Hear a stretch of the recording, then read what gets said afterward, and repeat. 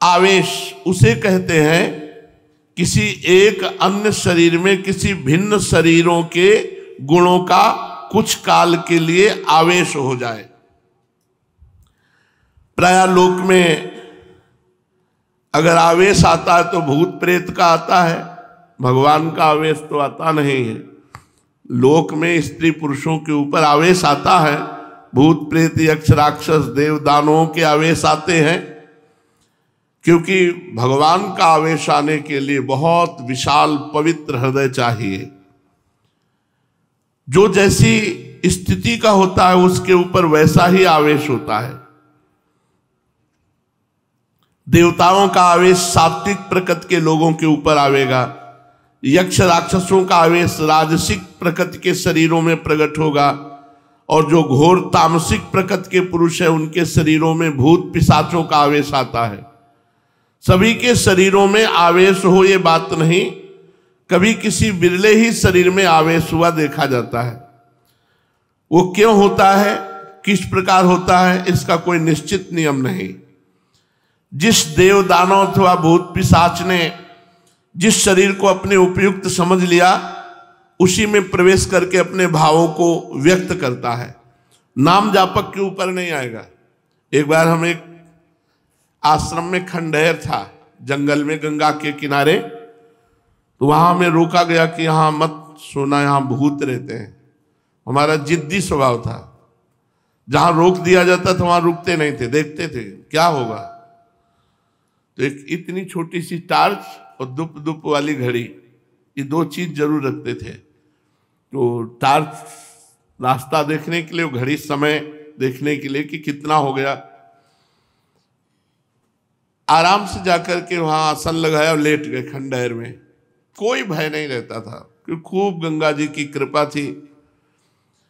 गंगा जी की कृपा से भय नाम की चीज नहीं रह गई थी, क्योंकि कदम कदम पे स्मशान लाशें सब तो सब दिमाग में रम गया था, और गंगा किनारे रहते थे इसलिए कोई भय नहीं रह गया था। उन लोगों ने रोका और वो आश्रम में रुके हुए थे, वहां कोई नहीं टिकता था। वहां जाके आसन लगाया, वहां भूत था। रात्रि के 9 बजे जो ही आसन लगाया और लेटे, ते ही हमारे ऊपर ऐसे जैसे बहुत वजनदार जांघें जिसकी हो हमारे ऊपर ऐसे चढ़ गया। खूब हम चेतना, हम कोई सो नहीं रहे थे।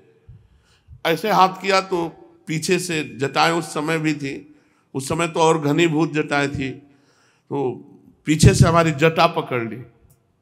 ये सब जागृत में हो रहा था। 9 बजे थे शाम के, पर मंत्र चल रहा था। फिर एकदम खाली उठे, हम कहा नहीं ये हमारा भ्रम है, ऐसा नहीं हो सकता कि हम नाम जप कर।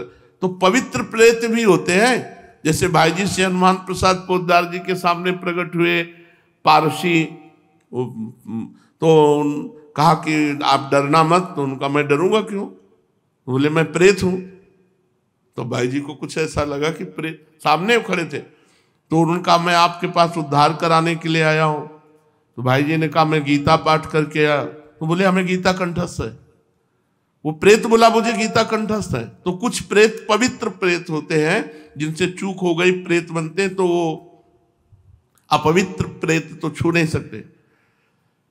बाहर निकले, एक महुआ का पेड़ था, खड़े हुए हैं, नहीं प्रेत नहीं हो सकता। फिर जाके लेट गए, बहुत जिद्दी स्वभाव। अब जाके लेटे तो छाती पे चढ़ के ऐसे श्वास रुकने लगी, इतना वजन एकदम ऐसे ऐसे।